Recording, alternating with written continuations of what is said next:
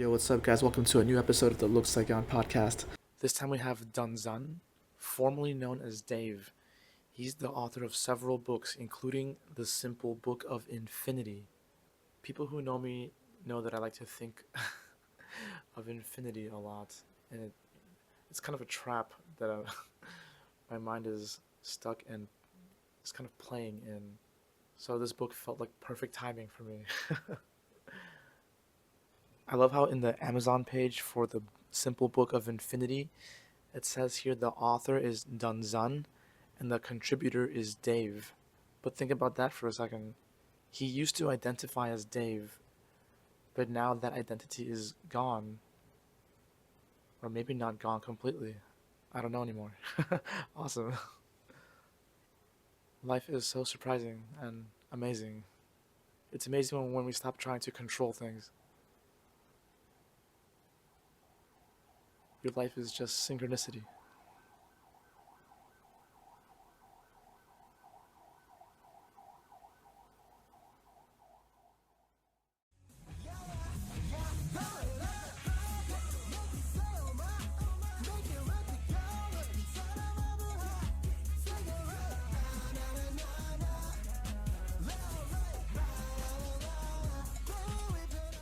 Yeah, it's pretty, I don't really plan it out too much. That's good, me either. But I guess, first of all, thanks to Nick for hooking up Đơn Giản and myself. Thanks, Nick. How'd you guys meet? I think it's in Mundolingo. Mundolingo, yeah. Cool. Yeah. Have you talked about Mundolingo on your previous No, episodes? never. Oh, we should give a shout out. You know, it's not only here in Saigon, it's in many cities it's around global, the world. Right? I've been to Yeah. one in Peru. My Yeah. family is from Peru. I knew that. Right, yeah. Yeah. But yeah, I was born in Lima, and then when I was 2 years old, my family moved to Virginia. So then I grew up in Virginia, Okay. and I lived there until 2018, and then I moved here. So you've been here in Saigon 7 years straight through, including COVID? I did go home. I was here during COVID. So I was here for 3 years before going back home. And it was like a big culture shock Yeah. to go home. Right. And then coming back to Vietnam was another mind fuck reversal culture shock. Yeah. Yeah. I understand. I've been here, we could say on and off, for about half of the last 8 years.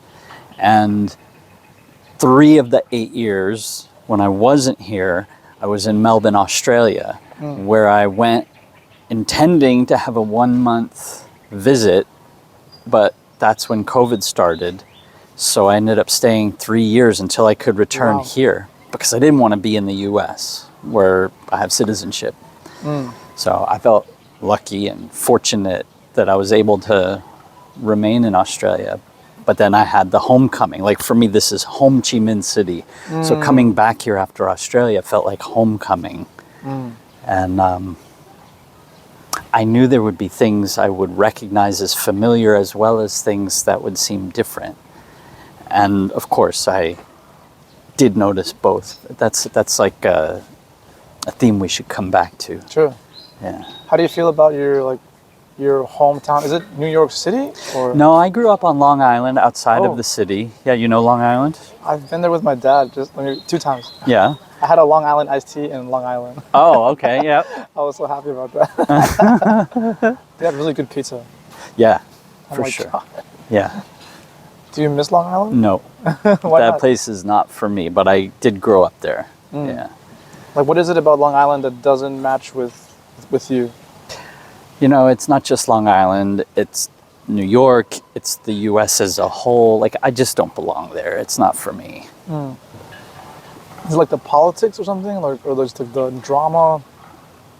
It's so many things. I don't really want to try to break it down. It's not pleasant to think about or talk about. It's just where I'm from, that's all. You know, like a lot of times here in Saigon, people ask, where are you from? And it's in a group with a few other questions that I'm sure you've been asked many times, like, you know, how long have you lived here, and how old are you, and what's your job, and are you married, right? Yeah. Like, I think local people, when they're taught English, they're taught to ask these questions, but then it gets really, like torturous to be asked over and over and over those same questions. So I don't want to go down that rabbit hole here. Even my students ask me, like, are you married? Do you have a baby? Like, children ask me the same questions. Yeah, over and over. Yeah. I try to encourage people to let those questions go, let go of anything that they have to remember to have a conversation when we're just first meeting. Like, can we both just be present and talk about what's here in this moment? Yeah. Like something we can share awareness about? Every conversation that I ever try to, let's say, point in that direction is so much more fulfilling and enriching. Oh, yeah, for sure. Yeah, but sometimes you guys are going to see me like swatting bugs off me constantly, so just to account for that. Yeah, I think this helps me really connect on a deep level with some Vietnamese English speakers. And also it kind of turns some people away, feel like maybe I'm too much, like, or their skills aren't up to a conversation with me. Like, it just happens. Like, and I think that's totally not just fine, but like to be expected. If you meet a lot of people, some you're gonna get along with more than others. Yeah. Right?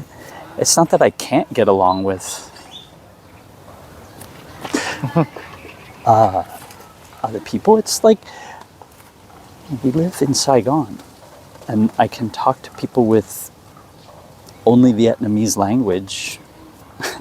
Oh, yeah, you speak their language too, yeah. Well, I'm learning Vietnamese, but I'm just saying, like, there's plenty of people who only speak Vietnamese or who primarily speak Vietnamese and a tiny bit of English. Like, I get the opportunity to interact with people like that all the time, every day. So at an event like Mundolingo, I know I have more opportunity to talk to like the fluent English speakers, and I guess I'm just a little bit more drawn into engaging with them, and I love it so much. Like, yeah. I feel like pretty shy to be social sometimes. Like, I guess, like when I think about Mundolingo, then I'll just think about like, damn, like I hope we talk about stuff that we're all interested in, and it's not like I guess just like endless small talk. Well, that's exactly what I'm maybe, let's say, sensitive to. It's like, I'm not there for small talk. Like, I'm not here for small talk either. I can do it, but what is different is like small talk, I don't have the experience of connection.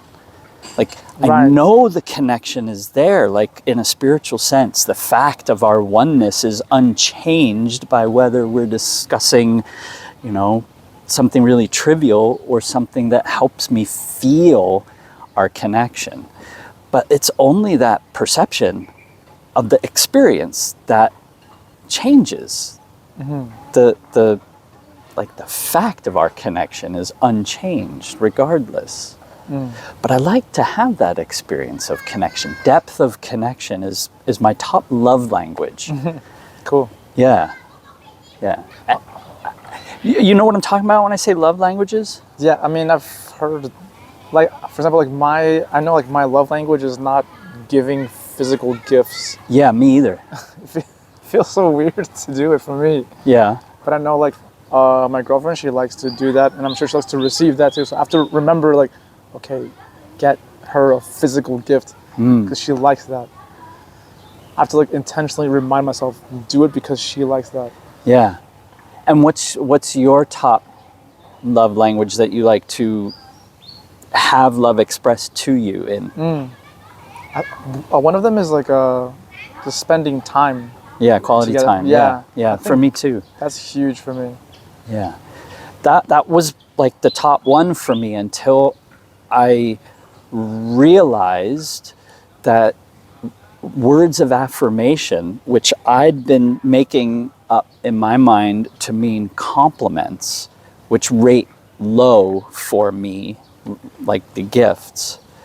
But then I realized that when I have an experience with somebody, whether words are involved or not, when in my experience, I'm aware that we're sharing an understanding. However that shared understanding is being like identified or recognized or affirmed as being shared, right? It might be words, it might not be. That creates for me a sense that our connection is deeper. So that's depth of connection. And it doesn't actually require quality time. It can happen in an instant with a stranger. True. Yeah. True. So when I found this, I was like, this is even higher on my, like, it's not 5 love languages. For me now, I can identify 6. And I suspect there's lots and lots of more. And everybody can have their own descriptions for what they are. But this was one that I found that, and how I found it. And I also realized that it's not confined to romantic love, which was a notion I had when I first came across the love languages. I only kind of explored it with that frame of reference. But now I see, like, I had a conversation with my sister one time about this, and we found like what our love languages are with our relatives, and like you know, how best to stay in touch with each other, things like that. So yeah, I've found the love languages to be somewhat useful, but like jumping off from like whatever the official thing is and just kind of making it my own, you know. Yeah. Like, now that I think about it, I think my favorite love language to give is empowerment. I think it hits somewhere deep. Like it like I think it could even help someone change their identity. It can, yeah. Do you have a favorite compliment to receive? To receive. Yeah, what do you love for people to acknowledge in you? Or about you, or about your interaction with them, whatever it is. I think it's when, like, if somebody tells me like that we had a deep conversation, I think I enjoy hearing that or knowing that. Like, oh, okay, I'm glad that happened because that's also what I wanted. Oh yeah, good, good. So you're being acknowledged for creating something with somebody whose experience of that co-creation is what you hoped it would be. Is that right? Is that what you're telling me? Like that. Yeah. Like I love to have a conversation with someone, and then I can see the moment when it hits them deep, and they're just like thinking about it for a few seconds in the silence, and I just like to watch them do that. Yeah. I like that too. And before I used to keep talking to try to take them deeper, but I didn't know I was distracting them, and I was actually like cutting their experience short. So now when I see that they're having that moment of like deep reflection, I just stop talking now. I just let them have it. Because before I was like, let's go. But that's just like my own ego. I'm trying to feel like, oh yeah, I'm that special guy that can take you into the rabbit hole. Silence is valuable, yeah. Creating that space, leaving that space if it emerges. Because then I also see that when I let them do that, and they're like reflecting on that, they'll come up with this really good question that can take us deeper than if I would have kept rambling on trying to like drag them into the rabbit hole. It's like, well, I'll just let them take us into it. Nice. I want to ask you, why did you change your name? Well, these people at Mundolingo, largely, not entirely, but the people who I was meeting elsewhere that had in common with the people at Mundolingo, that they speak English and they choose English names. I was inspired. I was meeting so many people, Vietnamese people who speak English. They have English names. I just decided I wanted to choose a Vietnamese name. Ah, okay, cool. Yeah, but I was not in any way like guided by anyone or offered suggestions for names to consider. And I was not constraining myself in the range of choices I would consider based on anything cultural or like statistical. Like, what's the most popular Vietnamese boy's name this year? Like, I didn't take into account anything like that. It was a spiritual discovery to come ultimately to Đơn Giản. But there were two names I considered, I kind of tried on before Đơn Giản, and it's just part of this journey that I've been on. But yeah, I've been Đơn Giản for almost 2 years. Cool. Yeah. Do you have like a day job in Saigon, or do you? No, but I'm available. I would really like to have a job in Saigon and stop working online. I'm really ready for that. I've been working, through a screen for a long time, since well before COVID. Ah. And so I feel like the day-to-day experience of being face-to-face with people is something that would nurture me. It would fill me up, and it would allow me to probably be of service to a lot more people. So, What's your ideal day job? well, it would be out of the house at a place where other people go, like they're just going there, lots of them. Not all of them need to see me, talk to me, but however many of them on any given day that need to can. I'm just there, whoever needs to talk to me gets to talk to me. Like, that could fit a lot of different kinds of situations. And I'm interested in creating just the right one through meeting just the right person and just the right place, just the right time. Like, it's just, this is what I'm manifesting. And it's something I need to perhaps give more attention to, maybe get more clear about. I don't know. Like, why hasn't it happened sooner? Because I'm maybe not giving it enough attention or whatever. But I don't think I've been as clear in the past as I have been now. Like, some situations that could fit with what I was just describing very generally and vaguely. I would love to be like a guidance counselor at a university, especially for students who are thinking about studying abroad somewhere or thinking about their future careers, like based in their use of English. That's one scenario that feels appealing to me.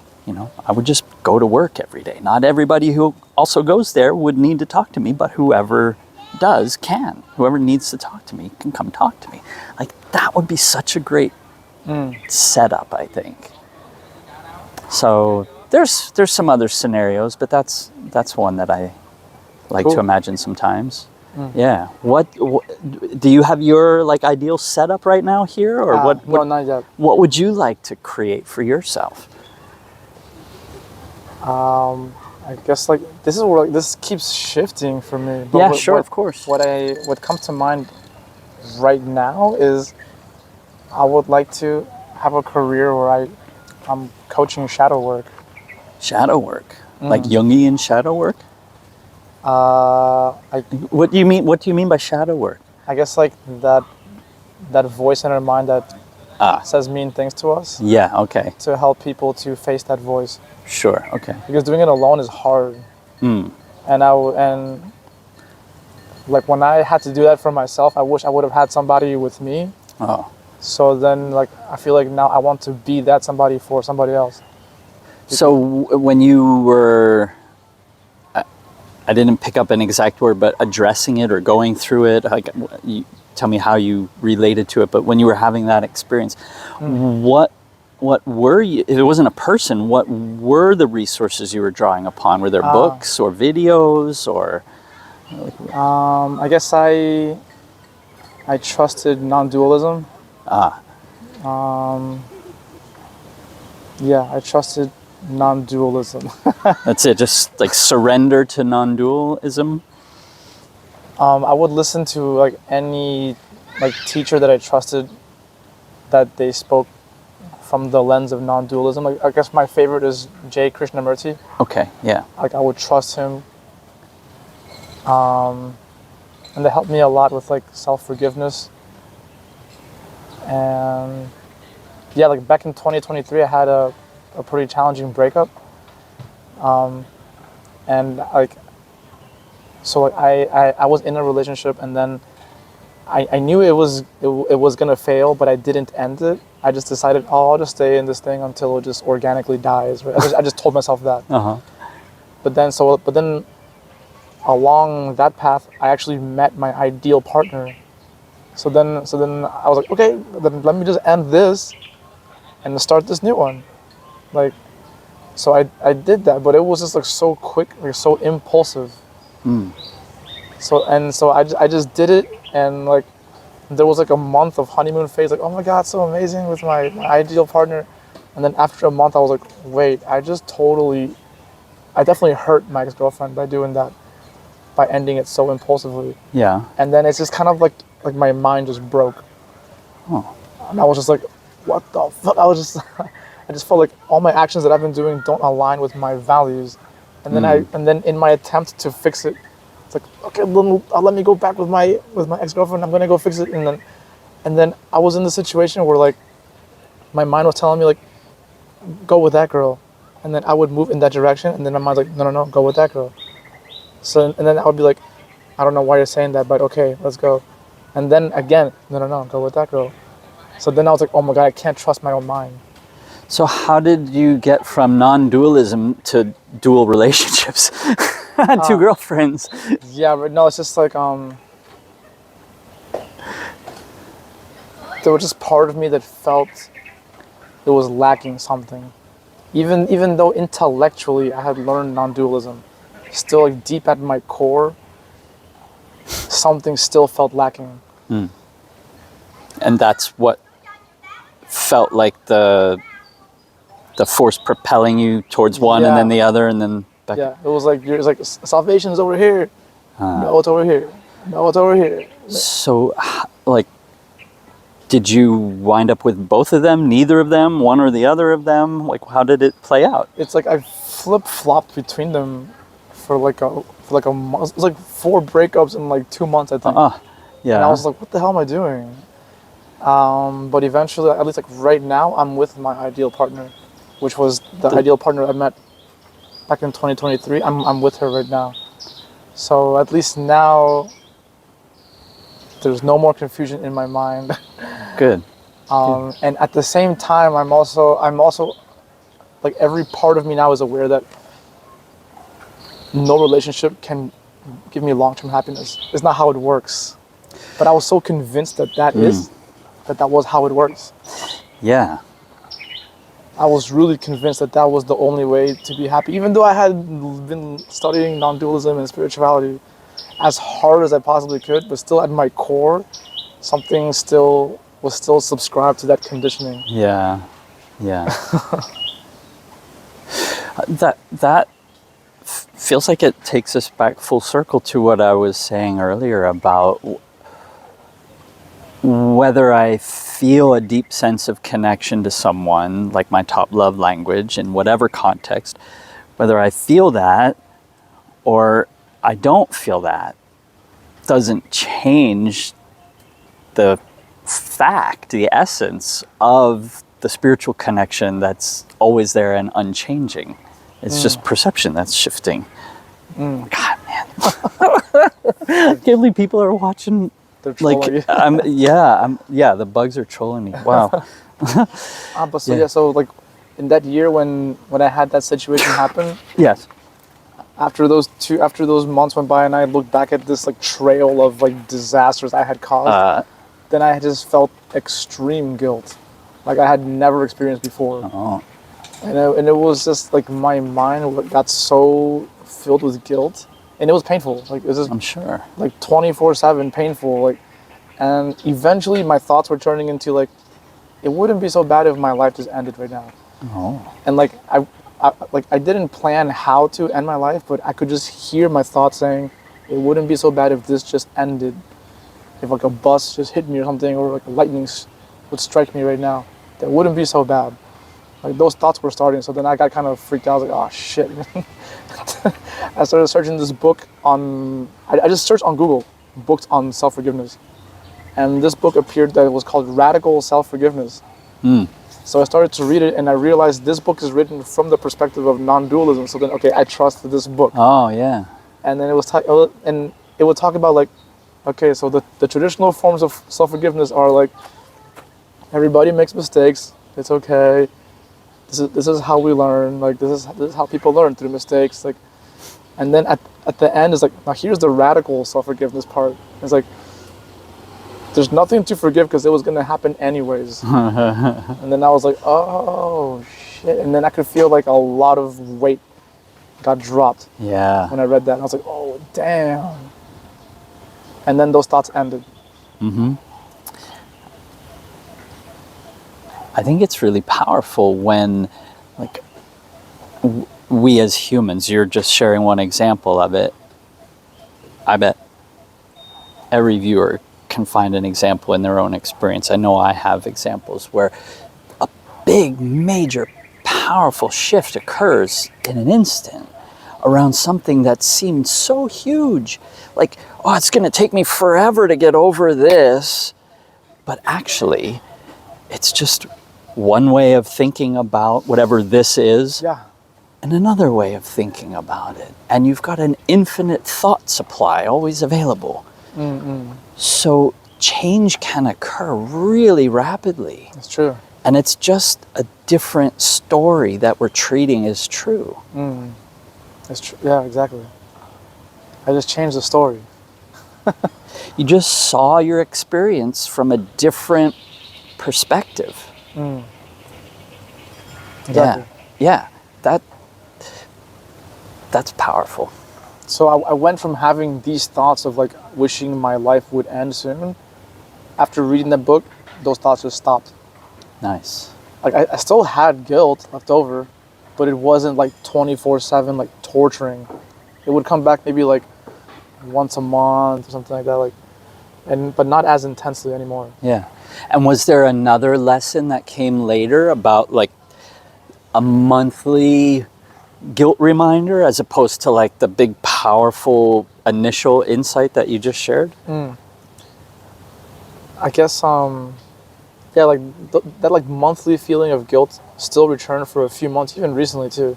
But at least now it feels like, oh, there it is, and I don't have to believe that voice. Yeah. And actually, I'm gonna be nice to that. So now it's like this is my shadow talking, right? Like saying, "Oh man, oh, you're so stupid. I can't believe you did that." And it's like I'm gonna be nice to that voice, because I already tried being mean to him, and it made him stronger.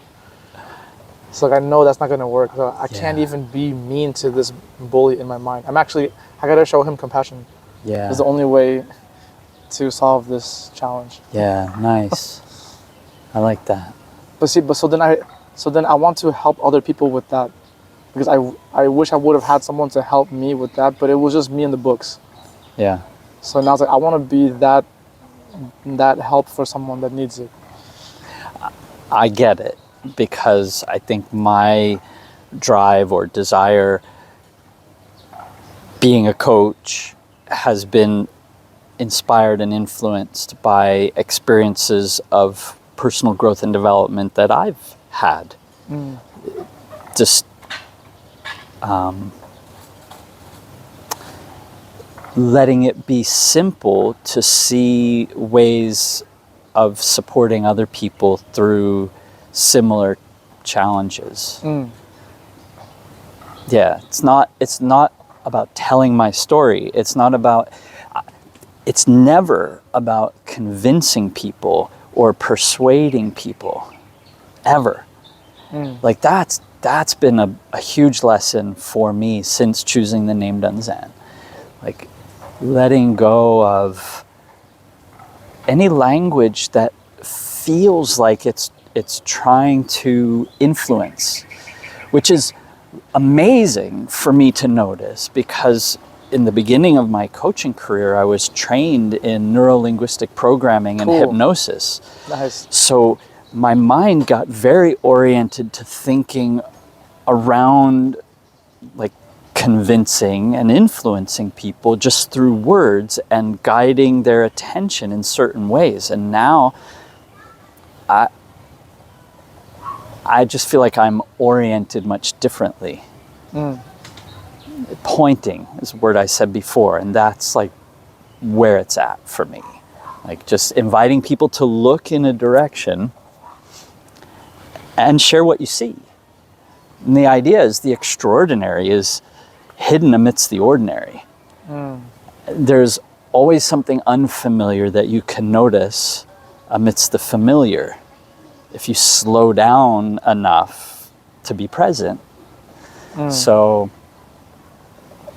I think a lot of people hear that and it's like just words, or it can be overwhelming. But my words are not the thing. Like never get caught up in my words. Let's look in your experience. That's where you, like those books didn't make the difference for you. It was your insight, your change of story that made the difference. The books pointed for you. True. Yeah. So when you coach, like, do you help people to make their lives more simple? That's what's happening now. But it's never, I mean, like, sometimes it feels like I talk a lot and I'm much quieter now than I used to be, but I still feel like I maybe talk more than I want to. And I write a lot less than I used to, but I still write quite a bit. It's just the form my writing takes is like much briefer ideas, and the ideas are not there to be explained, they're there to point. They're just suggesting, if you look in your experience, tell me if you can notice, you can always simplify. Or rules are choices you've stopped making. Or you can see what's true anytime, but not all the time. Like all of those are just there in your experience to be noticed. But I can't explain it to you. That's not going to help. Like, when did you first realize, like in your own life, the power of simplicity? It was almost 2 years ago. And it was like a lightning bolt. Getting struck by lightning. A whole bunch of things just got like downloaded all at once. Cool. Yeah. So at that time, the Simple Book of Infinity was partly written, but it had been like kind of on the shelf for a while, and I was sorting through some stuff. And then this lightning bolt gave me the title, which is The Simple Book of Infinity. It gave me the subtitle, which actually came delivered to me as one of 3 sentences that went together on a whole page in the book. So title, subtitle, and a full page in the book. And it brought me the name Đơn. Like just like in an instant, like it all just was clear. Were you like meditating when these downloads happen, or? That's one way that you could describe the experience I was having. Meditation. To most people, it would have looked like I was laughing, which I was. Cool. But I I have many years of experience laughing as a fun and noisy meditation, like separated completely from the way I think we're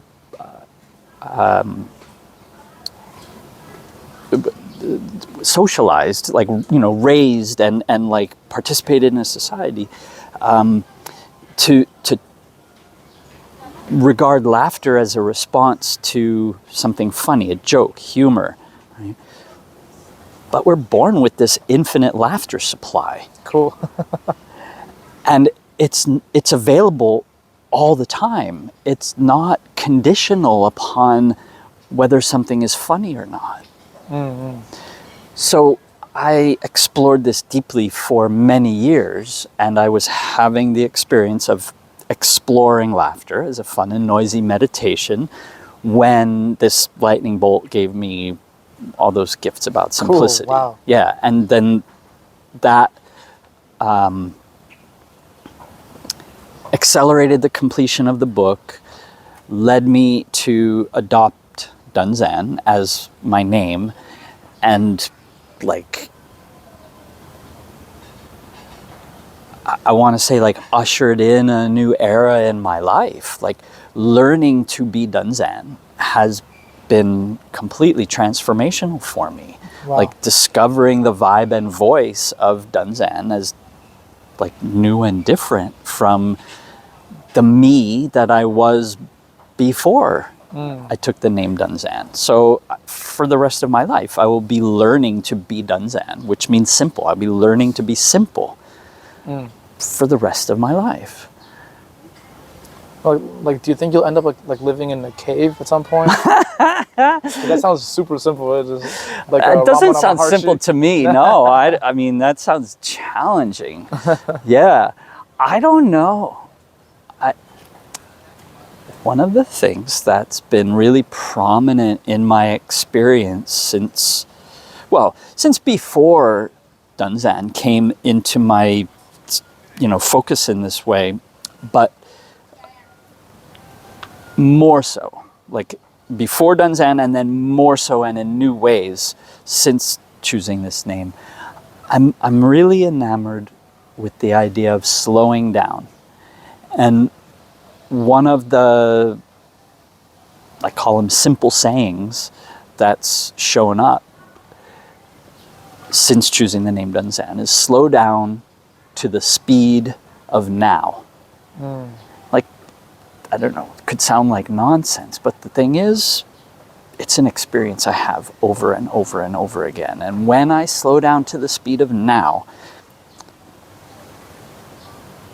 my awareness expands. When I'm, let's say, at the speed of now, which could be vibrating at the speed of now, it could be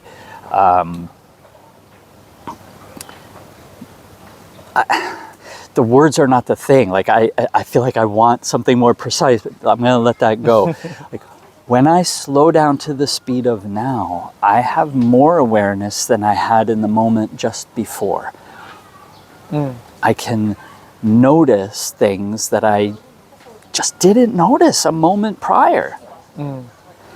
And the main thing that I know is available for me to notice when I slow down to the speed of now is that I'm infinite, often pretending not to be. Cool. And you're infinite, often pretending not to be. It's just a thing that we humans do. Like, everybody is infinite. We collectively are one infinite being, having this apparently separate human experience.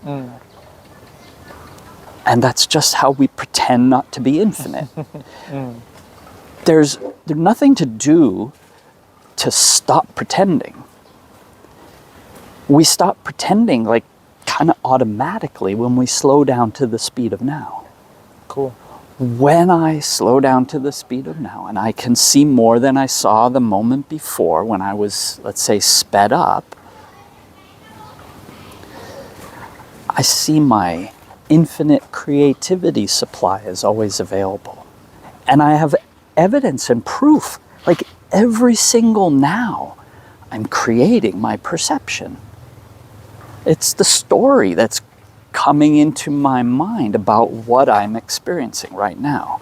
That's my infinite perception supply. And right? So my infinite creativity supply and my infinite spontaneity supply are always creating in this infinite perception supply. And sometimes it's the perception I'm separate. Oh, now I'm pretending not to be infinite again. Yeah. And then I come back to now and I see. I see. What I really mean is I notice in my experience the availability of infinite supplies of this and this and this and this and this, like so many examples, which I wrote about in the Simple Book of Infinity. But for me to just like tick off a list is useless. It's not like I'm making a claim and then someone can go fact check it. The words are just pointing. The words are just suggesting, hey, look in your experience. Your infinite supplies are all there too. Not because I say so. Like, you just have to look and you'll see. You know, slow down and notice. And then share. What do you notice? You know, I asked you, I don't know if you did this, but I asked you if you would please read the Simple Book of Infinity twice. Do you remember why I was suggesting a second read? Like you said, like I might get something else, or I might like notice something else. Well, at the same time. I suspected, and it's not just for you, but like for any reader, I suspected if you read it once, and read it a second time, you may notice different things. Not because the book has changed. Why might somebody notice something different? It's like their perception, like their lens has changed. Their lens has changed, yeah. You're not the same reader the second time you're reading as you were the first time. So what did you get from the book, and how does it square with what I'm blabbing about now? It matches with a lot of the stuff that I would read in Non-Dualism. And same with those books too, like Power of Now. Like I read it like once a year, and then when I go back to it, it's like, oh man, I didn't even notice this thing. Right. Actually, I reread the book like a month ago. The Power of Now? Yeah. Uh-huh.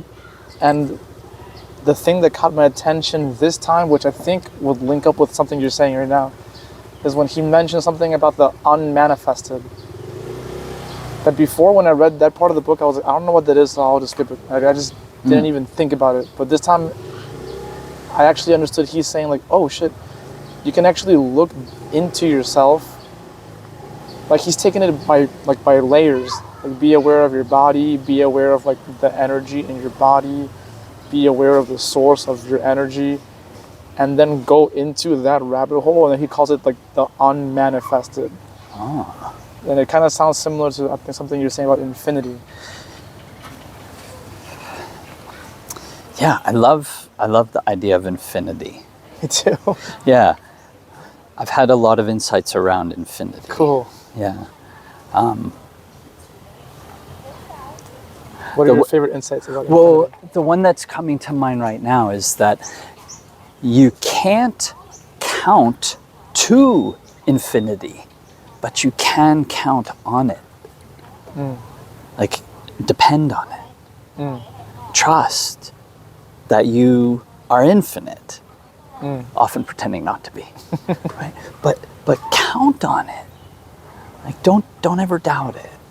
Even though sometimes you won't be able to really see it clearly, you know, it will seem like you've got some kind of lack or deficit, something you need that you don't presently have. Like, it'll seem like that.